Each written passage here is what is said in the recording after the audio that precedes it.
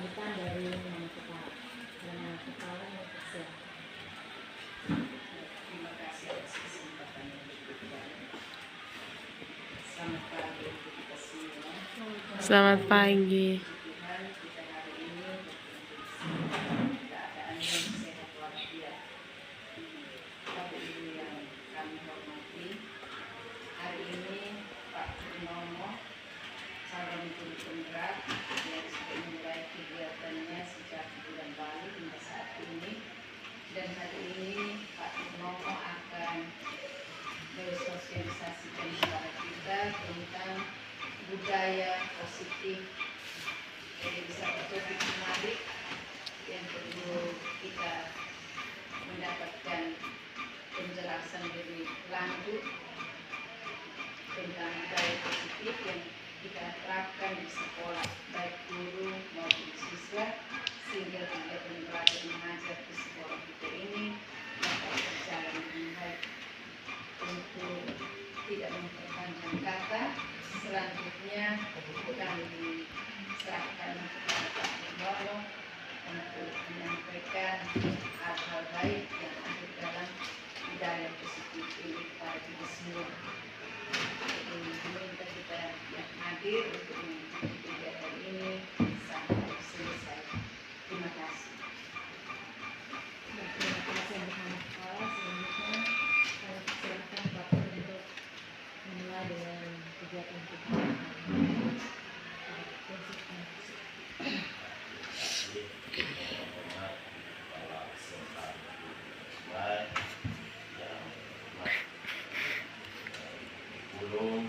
Siswaan, humas, dan rekan-rekan Komnas Sejawat, Guru Perjuangan, serta pendidikan siswa yang sedang saya banggakan, dan para pendidikan kami selaku kepala guru yang saya hormati. Baik Bapak Ibu, perkenankan Bapak Kepala, saya ingin menyampaikan apa yang sudah saya peroleh pada guru penggerak. Sudah 2 bulan kami mengikuti kegiatan dan banyak hal yang luar biasa yang di bangku kuliah ataupun saat saya mengajar itu tidak mendapatkan ilmunya, hanya di program guru penggerak ini yang dapat. Itu salah satunya saya ingin berbagi ke teman-teman, bukan di sini saya menggurui atau apa, tapi ini berbagi. Mungkin pengalaman saya dapatkan lebih dulu dibanding dengan Bapak Ibu dulu yang baik. Izinkan saya berdiri untuk menyampaikan materi budaya positif. Budaya positif itu terdiri dari beberapa. Yang pertama itu ada aturan, ada hukuman. Apa bedanya aturan dengan hukuman? Kita akan bahas. Yang pertama kita akan memulai kesimpulan peran dalam menciptakan budaya positif di sekolah. Budaya positif di sekolah ini tidak hanya bisa kita lakukan sendiri oleh guru, tetapi dukungan dari kepala sekolah, komite, orang tua, dan siswa itu sendiri. Itu yang pertama. Yang pertama, menciptakan lingkungan positif agar terbentuk suatu budaya. Nah, konsep-konsep inti budaya positif itu ada namanya disiplin positif. Namanya disiplin itu taat pada peraturan yang ada, misalnya datang tepat waktu. Kemudian ada namanya motivasi perilaku. Motivasi itu dorongan. Motivasi itu ada dari dalam atau intrinsik atau internal, ada yang dari luar eksternal. Misalnya contoh kecil, saya ada contoh kecil ini. Ini biar pola mindset pertama saya masih bingung. Misalnya saya pegang kunci ini saya pegang. Kemudian misalnya Ibu Rina mau melepas. Kira-kira saya tahan genggam begini susah tidak kita susah kalau mengambil. Ketika motivasi itu datang dari luar, orang mau ini misalnya saya dorong lepaskan kunci ini adalah motivasi dari luar. Tetapi kita tidak mempunyai motivasi dari dalam untuk melepaskan ini barang, maka akan susah. Jadi intinya apa? Intinya motivasi perilaku sendiri. Perilaku manusia itu paling menentukan adalah motivasi dari dalam. Posisi kontrol. Posisi kontrol ini ada banyak, tetapi yang jelas posisi kontrol kita bisa mengontrol sesuatu. Mengontrol sebagai apa? Kita bisa sebagai penghukum, kita haruskan diri, atau sebagai pemantau, atau sebagai manajer, atau sebagai teman. Nah itu nanti kita akan bahas. Keyakinan kelas, keyakinannya seperti apa? Jadi sebelum memulai sesuatu, kita sampaikan dulu, oke anak-anak kita akan belajar seperti ini aturannya. Apabila guru berbicara, anak-anak tidak boleh berbicara. Saling memberi kesempatan, tidak mungkin. Nah itu sebelum pembelajaran harus kita sampaikan terlebih dahulu aturan-aturan yang ada yang kita sepakati. Kemudian yang ketiga, yang kelima paling penting adalah segitiga restitusi. Apa itu segitiga restitusi? Penyelesaian masalah tanpa melakukan hukuman. Nah kita akan bahas pelan-pelan. Yang pertama, disiplin positif.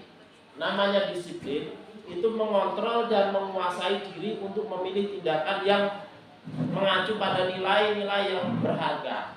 Sebagai pendidik, tujuan kita adalah menciptakan anak yang memiliki disiplin diri sehingga mereka bisa berperilaku mengacu pada nilai-nilai kebajikan universal. Apa itu nilai kebajikan universal? Nama universal itu sudah diakui kebenarannya. Misalnya budaya disiplin, tepat waktu, gotong royong, apalagi itu kolaborasi, nah itu. Dan di situ nilai kebajikan universal itu memiliki motivasi intrinsik bukan ekstrinsik. Oh saya pingin nilai bagus. Kenapa? Pelaku suara. Nilai intrinsik ada kalanya itu timbul dari diri pribadi. Misalnya saya pingin nilai bagus, motivasinya, pingin apa? Ada 3. Saya pingin biar tidak dihukum, itu, atau pingin mendapatkan hadiah, atau menghargai dirinya. Oh saya ini pelajar, harus menghargai saya selaku pelajar. Oh saya guru, saya datang tepat waktu bukan karena takut kepala sekolah, atau pingin hadiah dari kepala sekolah, tetapi saya menghargai diri saya sebagai guru, saya harus, nah itulah motivasi internal. Jadi motivasi yang timbul dari diri sendiri itu yang paling kuat, bukan karena hukuman atau bukan karena pujian, tetapi dari kita. Itu motivasi intrinsik. Selain berikutnya motivasi perilaku manusia. Untuk menghindari, tadi saya jelaskan, motivasi perilaku manusia itu minimal ada 3. Kalau tidak takut dihukum, pasti minta pujian atau hadiah, atau biasanya punishment, reward, atau menghargai dirinya. Bahwa yang ketiga ini untuk menjadi orang yang menghargai diri sendiri dengan nilai-nilai yang mereka punya. Jadi kita mau berubah itu dari dalam, bukan dari luar, bukan dari lingkungan, tetapi dari dalam. Tetapi membentuk motivasi positif, perilaku positif itu sebaiknya dari dalam. Seperti tadi kita genggam tangan, itu kita mau lepas tidak bisa, tetapi orang lain melepas setengah mati, tapi kita mau lepas sesuatu yang sudah nyaman, di zona nyaman, kita mau melakukan setengah mati. Itu harus motivasi dari dalam. Berikutnya, hindari penggunaan hukuman dan pemberian penghargaan yang berlebihan agar meminimal motivasi eksternal dalam diri murid. Jadi sehingga kita itu jarang. Kalau saya pengalaman pribadi itu mengajar matematika itu saya pancing dengan memberikan sesuatu, misalnya uang 5.000 kan 10.000, motivasi dari luar. Tetapi selain kami kasih motivasi ke anak, juga kami dorong bahwa ini untuk kebutuhan kalian di masa depan. Kayak kalian belajar mengoperasionalkan menjumlah, menghitung dan lain-lain itu semata-mata untuk keperluan kalian. Yang pertanian juga digunakan untuk menghitung, yang berhubungan dengan pertanian, perikanan. Tetapi yang paling penting dari tadi adalah mengurangi memberikan sesuatu atau menghukum sesuatu, tetapi menimbulkan motivasi dalam diri murid. Berikutnya posisi kontrol. Nah, ini yang tadi sudah sempat saya sindir, posisi kontrol seorang guru. Yang pertama, kita bisa kontrol anak dengan 5 cara. Menghukum. Kamu melakukan ini, saya hukum. Itu penghukum. Ini memiliki banyak efek negatif. Yang kedua, sebagai pembuat rasa bersalah. Contoh misalnya kita kata-kata misalnya itu bukankah saya sudah jelaskan bahwa kamu itu nanti kalau rame di perikanan itu ibu itu akan ditegur oleh kepala sekolah. Nah, anak merasa bersalah itu juga baik, tetapi ada sisi negatifnya. Itu posisi kontrol yang kedua, yaitu membuat rasa bersalah. Posisi yang ketiga yaitu sebagai teman, kita mengayomi, kita tempat curhat anak-anak, itu juga baik. Tetapi resikonya adalah nanti anak-anak itu tergantung pada kita karena sebagai teman. Yang keempat itu pemantau, hanya memantau, melihat anak, tidak pernah menegur. Pasti kita ada. Guru lain sibuk untuk menegur anak, kita memantau duduk-duduk. Itu posisi memantau, pengamat.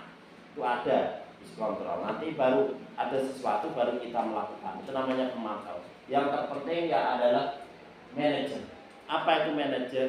Selain kita itu memberikan masukan ke anak, menasihati, itu biasanya itu kepala sekolah yang sudah senior untuk anak kepala. Kalau kita itu belum di situ, paling kita posisi sebagai teman atau rasa bersalah. Tetapi hindari, kita selaku pendidik apapun yang kita lakukan, hindari untuk menghukum sebisanya. Tetapi kalau sudah mentok, cari solusi yang lain. Kalau bisa kita dekati sebagai teman atau menyadarkan anak. Misalnya kemarin kita punya anak Leo merokok di dalam kelas, itu rokoknya saya datangkan ke sini, saya terapkan namanya segitiga restitusi. Ya, artinya langsung dimarahi tidak. Kenapa melakukan itu anak?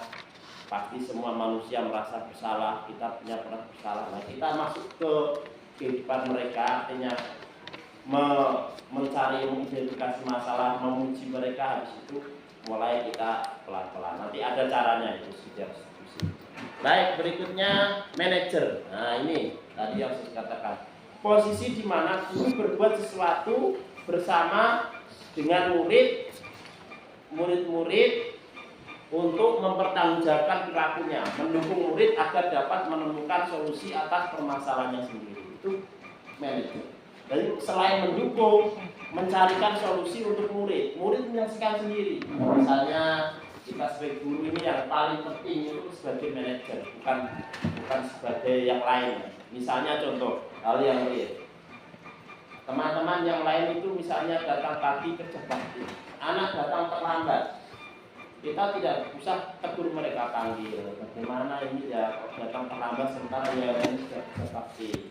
Anak-anak kita ajak untuk berpikir, merasa bersalah dulu, baru mereka tadi sudah terlambat, yang lainnya sudah masuk kelas, sementara kerja bakti kamu baru datang, ini bagaimana? Nanti anak sadar, oh ya Pak, saya mungkin bisa kerja bakti. Nah, anak-anak yang menentukan mereka punya. Jadi anak-anak tidak merasa dihukum, tetapi timbul dari diri sendiri, mendukung murid agar dapat menemukan solusinya. Mereka itu sudah bersalah, artinya jangan dipunishment lagi, tetapi tumbuhkan rasa untuk mencari solusi dari kesalahan anak-anak. Itu adalah tertinggi dari seorang guru sebagai manajer.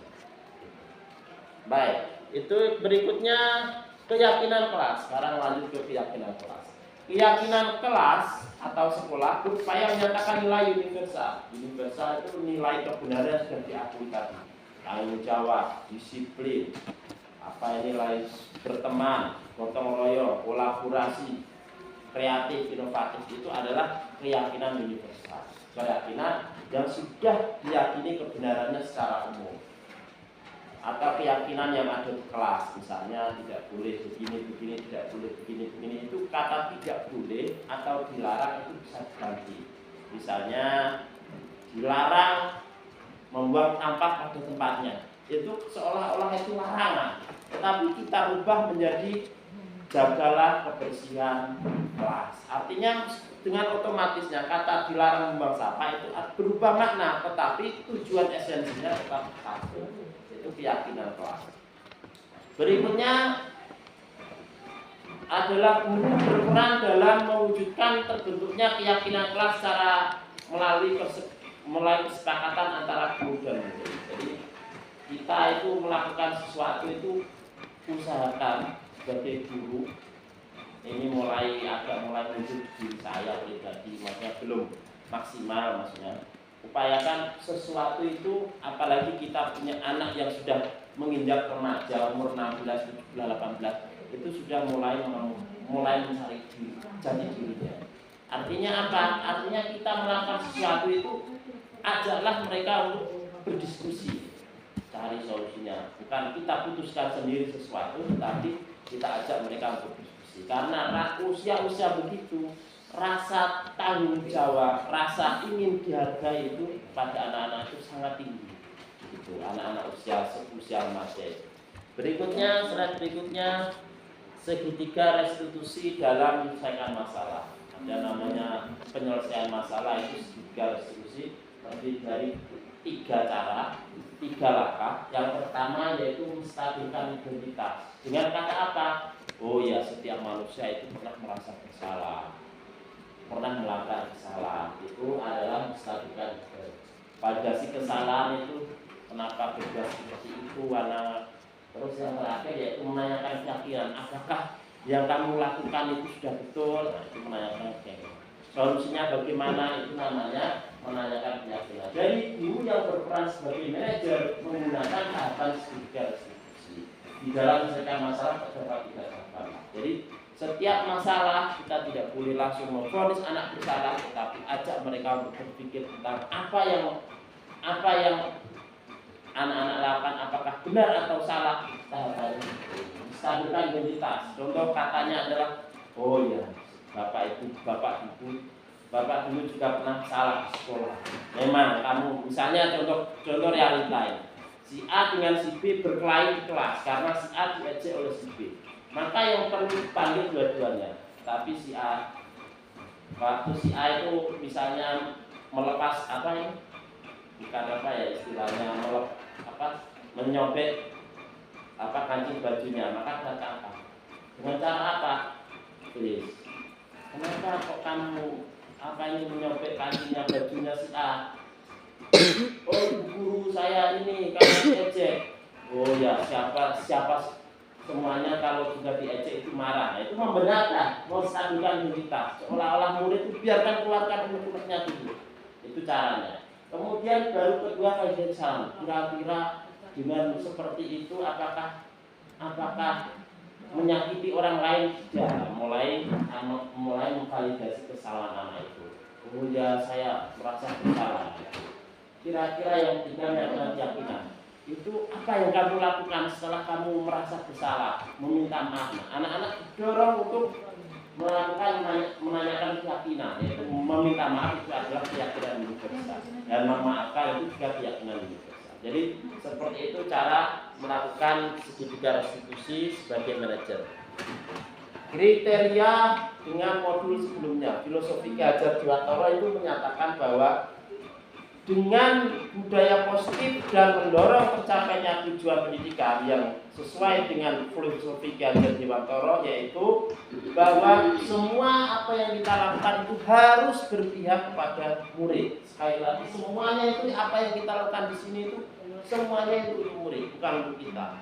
Di pandangan Bapak pendidikan kita, Ki Hajar Dewantara itu seperti itu. Intinya apapun yang kita lakukan, mengajar untuk murid, menyiapkan fasilitas untuk murid, memberikan tugas itu untuk kebaikan murid. Jadi jangan pernah kita berpikir kita di sini untuk sesuatu yang lain, tapi tidak. Bahwa apa yang kita lakukan di sekolah ini semuanya itu kita fokuskan hanya untuk murid. Nilai dan peran guru penggerak yaitu budaya positif yang terwujud jika seorang guru memiliki 5 nilai tadi.